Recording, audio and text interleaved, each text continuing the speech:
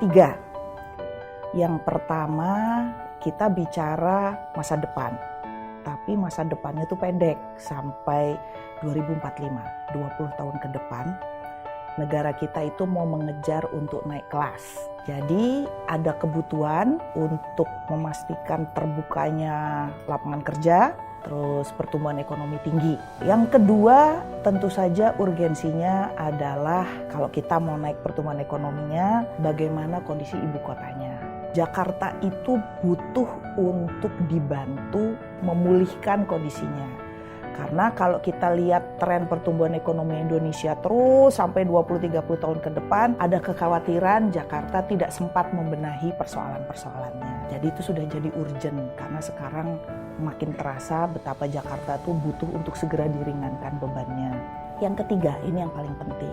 Sekarang itu yang namanya pertumbuhan ekonomi di Indonesia itu belum merata. Masih banyak yang senjang. Dan persoalannya adalah bebannya masih sangat berat di Jawa. Terus tren investasi dan pertumbuhannya juga yang makin lama makin tinggi itu tetap di Jawa. Artinya kalau kita mau memecahkan persoalan kesenjangan, itu tidak bisa hanya senternya di Jawa. Maka pemerintah harus bikin senter baru lah istilahnya. Nah itu yang diharapkan di tengah negara, di Kalimantan. Bagaimana cara bikin senter barunya? Kan mau bikin kawasan ekonomi segala macam. Oh itu tetap penting.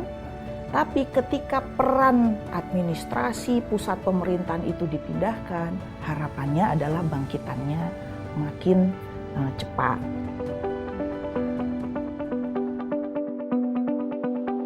Kalimantan punya banyak persyaratan. Pertama, persyaratan fisik paling aman dari bencana. Setidak-tidaknya adalah gempa bumi. Ya, Indonesia kita tahu lah ya, Ring of Fire juga tempat pergerakan plat bumi itu paling dinamis. Kita kejadian gempa luar biasa banyaknya, baik yang terasa maupun tidak terasa. Nah, saat ini Kalimantan itu adalah yang paling aman.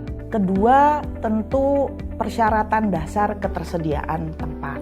Kalimantan itu masih punya banyak lahan yang sekarang sedang kita visibility. Persisnya nanti akan lokasinya di mana. Dan sebetulnya yang ketiga itu adalah dukungan sosial ekonominya. Masyarakatnya terbuka, adaptif, posisinya tuh di tengah. Karena selama ini Kalimantan punya sejarah perekonomiannya erat dengan Sulawesi, wilayah-wilayah timur.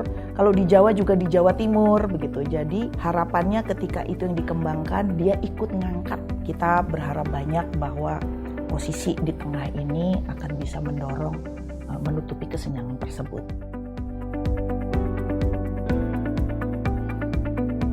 Sekarang dua hal.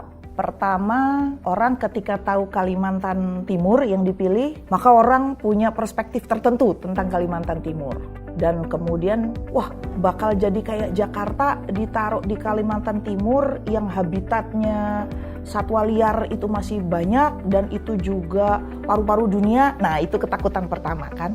Berarti banyak ketakutan karena orang memahami Kalimantan seperti apa dan inginnya tidak bakal seperti apa. Yang kedua tentu adalah hal-hal yang apa bisa bikin kota mahal gitu ya, hal-hal pragmatis yang kayak gitu. Terus nanti kalau uangnya pas-pasan jadinya juga nggak bisa nyaingin kayak Singapura, kayak Kuala Lumpur. Jadi ada harapan berlebih tapi juga cemas, mampu apa enggak kita ke sana. Jadi kalau Kalimantan Timur paru-paru dunia, maka tentu yang pertama adalah kan tidak selalu yang namanya bikin kota itu membuka hutan. Banyak juga contoh di beberapa negara yang pariwisata ekowisatanya itu kuat, pemukiman penduduk itu bisa berdampingan dengan habitat satwa liar, asal tentu diperbaiki ya.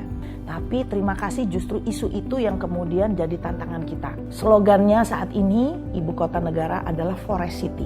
Dasarnya adalah bukan kita mau menghancurkan hutannya, tetapi justru mau mengangkat bahwa ekosistem hutan di sana, kekhasan di sanalah yang menjadi dasar mengapa kemudian dikembangkan kota. Jadi kotanya menyesuaikan dengan keindahan dan kemudian potensi jasa lingkungannya di Kalimantan Timur. Kalau di ilmu kota ya, ilmu kota itu masalahnya, apalagi memilih ibu kota. Nggak pernah satu bangsa itu alasannya sama.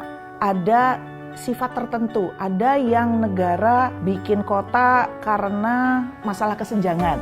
Jadi didekatkanlah ke tempat itu. Kita banyak belajar misalnya ke Brazil, dia juga bangun ibu kota di tengah Amazon. Dibandingkan dengan Putrajaya, kita juga lihat gimana Canberra.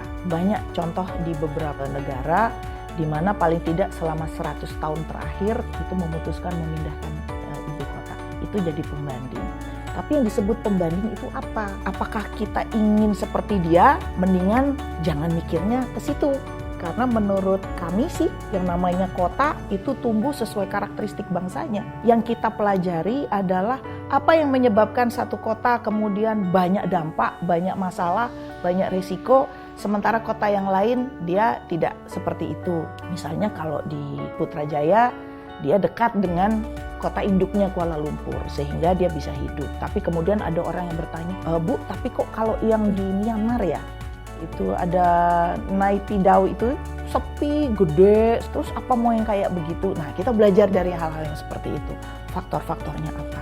Kita punya grand design ini menjadi smart city. Tapi smart city-nya yang cocok buat orang Indonesia. Bukan terus bayangin smart city yang saya juga kalau mau kemana-mana saya bingung sendiri gitu. Ini pakai apa teknologinya?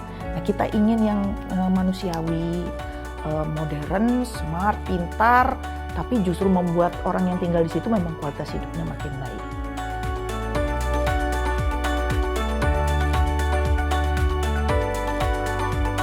Kalau kita memutuskan pindah ibu kota negara, maka kita bicara masa depan.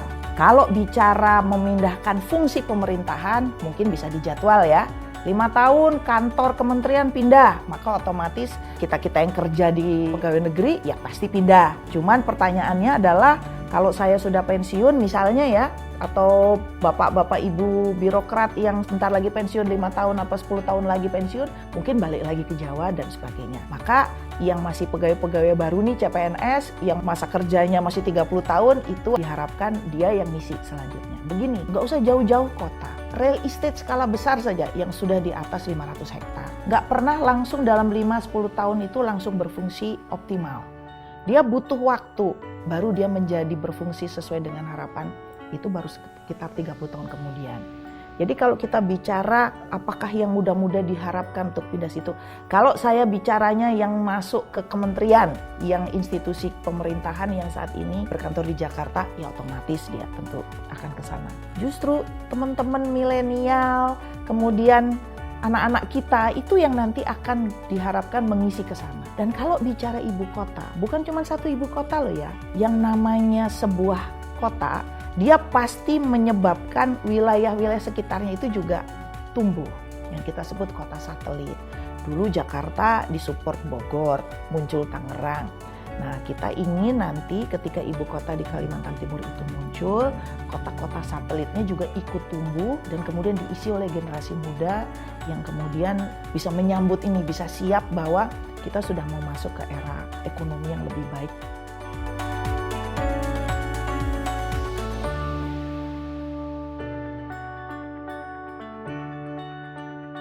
Kalau kita levelnya hidup di capital city kayak di Jakarta, apa sih yang paling terasa sekarang?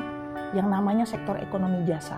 Mau bikin kota smart city, green, beautiful, arsitekturnya bagus. Saya sudah kebayang yang pertama mau akan terpindahkan ke situ, pekerja-pekerja misalnya di arsitektur, konstruksi. Terus levelnya, ini masih ngomong fisik aja ya. Terus tamannya bagus, teman-teman di landscape. Lalu kotanya cantik, terus yang desain produk, yang bikin signage, tanda-tanda itu. Lihat New York City itu di otoritas wali kotanya, itu punya satu divisi khusus hanya untuk ngedesain library, dan itu desainer kelas dunia itu. Bikin fontnya bagus, grafisnya. Itu adalah semua tuh pekerja-pekerja futuristik dan kita butuh pasti ke situ. Namanya juga ingin bikin ideal. Kan salah satu yang bikin kota itu kelihatan canggih itu dari dia bikin nama kotanya aja bukan huruf jadul tapi huruf yang bagus aja itu sudah menunjukkan bahwa dia sudah levelnya seperti apa. Lalu turun ke jasa ekonomi yang lain. Saya kira tentu kalau pangan segala macam otomatis lah ya. terus entertainment, dan sekarang banyak orang melihat loh, kalau di situ ibu kota negara, asumsinya kan nanti ada pergerakan, dia masuk ke radarnya kota-kota global nih. Kita bayangkan pekerja atau bisnis kelas dunia mau ketemu presiden, pasti dia kan lihat kotanya, dia lihat city-nya. Nah, kita itu pengen bangun banyak di situ. Indonesia itu lihat bahwa potensi kita banyak di sektor jasa, sektor kreatif, makanya kemudian dibikin sendiri penanganan kementeriannya begitu. Jangan lupa Kalimantan Timur itu kelebihannya dalam biodiversity-nya. Biodiversity itu bukan sekedar cuma berhenti di wisata. Ekowisata saja sudah saya bisa bayangkan bangkitannya luar biasa. Tapi saya juga ngelihat yang namanya Kalimantan Timur, potensi biodiversity itu ada yang kita sebut namanya bioprospecting. Bioprospecting itu adalah dari spesies tumbuhan, satwa, diuji kemudian bisa dinaikkan jadi skala ekonomi. Misalnya di sana banyak akar-akaran. Ada beberapa teman-teman di kementerian saya itu, ada litbang di situ lagi eksperimen segala macam bentuk sabun dan parfum dari tanaman-tanaman yang ada di sana. Itu saja sudah bisa kebayang nggak yang namanya industri fashion, industri parfum, body care kayak gitu aja sudah sebetulnya luar biasa. Jadi saya optimis sekali justru untuk masa depan, walaupun harus sabar sedikit, kita nggak ngomongnya 5-10 tahun. Kami itu malah mungkin berpikir bikin planningnya minimum punya prediksi sampai 30-50 tahun. Bahwa yang namanya membangun kota, membangun pusat pertumbuhan itu pasti tidak sederhana, harus dilalui. Nah itu yang dibayangkan. Tapi saya berharap sekali teman-teman generasi muda punya visi, punya bayangan, nanti proaktif ikut. Ini kesempatan, rasanya nggak datang 2 kali gitu untuk bisa mengisi kesempatan-kesempatan seperti ini.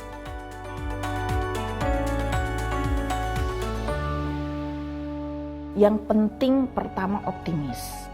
Kalau banyak yang bertanya, kemudian beropini, pemerintah siap atau tidak. Gini, pemerintah ingin kita sama-sama. Urgensinya jelas. Indonesia butuh untuk punya loncatan supaya kita bisa jadi negara maju. Ini salah satu caranya. Sekali lagi salah satu caranya. Termasuk membenahi Jakarta supaya Jakarta juga levelnya bisa bersaing dengan New York City, itu juga bagian dari grand design ini. Yang penting optimis, mari kita lihat kita punya potensi apa dan bisa kita lihat peluang. Saya itu sangat senang bahwa generasi muda sekarang itu pandai melihat peluang. Rasanya kalau lihat medsos, jualan-jualannya keren-keren banget nih, saya nggak pernah kepikiran di generasi saya. Nah ketika ini ada kesempatan, jangan pernah ragu-ragu, kalau perlu pemerintah, kementerian mana, ajak dong kami, ajak kami dialog. Kami pasti akan senang sekali kalau inisiatif itu ada. Sebisa mungkin jangan terlalu apatis dulu. Sekali lagi, ini investasi kita bersama untuk masa depan. Indonesia itu pengen cepat maju, visinya 2045, 20 tahun lagi generasi emas kita ingin masuk jadi negara maju. Ini ada harapannya di teman-teman semua.